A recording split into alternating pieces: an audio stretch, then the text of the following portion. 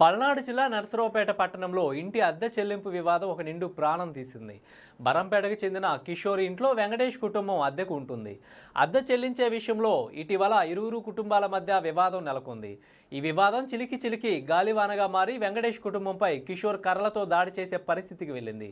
ఈ దాడిలో వెంకటేష్కి తీవ్ర గాయాలు కాగా గుంటూరు జీజీహెచ్కి తరలించారు. అయితే గుంటూరు జీజీహెచ్లో చికిత్స పొందుతూ వెంకటేష్ మృతి చెందారు. దీనిని హత్యా కేసుగా నమోదు చేసి పోలీసులు దర్యాప్తు చేస్తున్నారు. ఈ కేసుకు సంబంధించిన వివరాలను two town CI Haima Rao media సమావేశంలో వెల్లడించారు.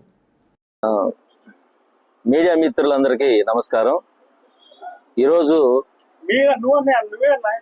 మర్డర్ కేసులో ముద్దాయి అయినటువంటి ఆకుల కిషోర్ని అరెస్ట్ చేయడం జరిగింది.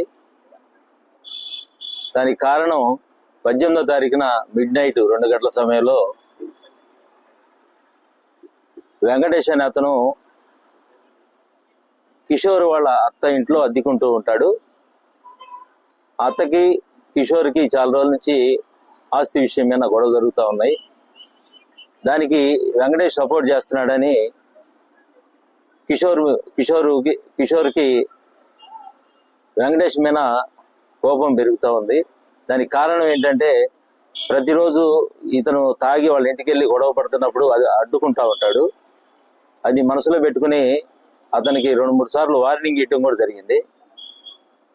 18వ తారీఖున మిడ్-నైట్ 2 గంటల సమయంలో వెంకటేష్ రావడం చూసి ఆకుల కిషోర్ వెళ్ళి అతనితో గొడవ పడటం జరిగింది.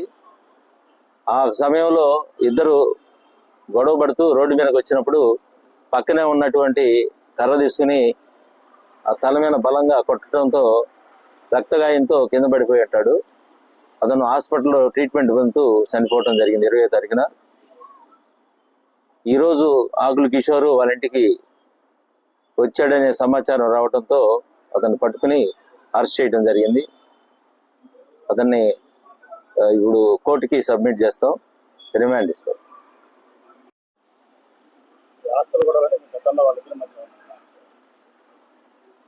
తర్వాత ఇతను ఆకుల కిషోరు గతంలో దాదాపుగా 8 కేసుల్లో దొంగతనాల కేసుల్లో ముద్దాయిగా ఉన్నాడు. అతని మీద సస్పెక్ట్ షీట్ కూడా ఒకటి కొత్తపేటలో ఓపెన్ చేయడం జరిగింది. మెయిన్ కారణం ఏంటంటే వాళ్ళత్త ఆస్తి పంచట్లేదని ఉక్రోషంతో వెంకటేష్ వాళ్ళకి సపోర్ట్ చేస్తున్నాడని ఒక దృఢాభిప్రాయం లోన ఫ్రేమ్ చేసుకుని అతని మీద గొడవ పడుతూ 2-3 సార్లు వార్నింగ్ కూడా ఇవ్వడం జరిగింది. ఆ రోజు వెంకటేష్ ఒక్కడే ఉన్నాడనే సమయంలో వెళ్ళి ఇద్దరు గొడవ పడటం, ఆ కర్రతో కొట్టడం, అతను బలమైన గాయంతో హాస్పిటల్లో జారి చికిత్స పొందుతూ చనిపోయాడు.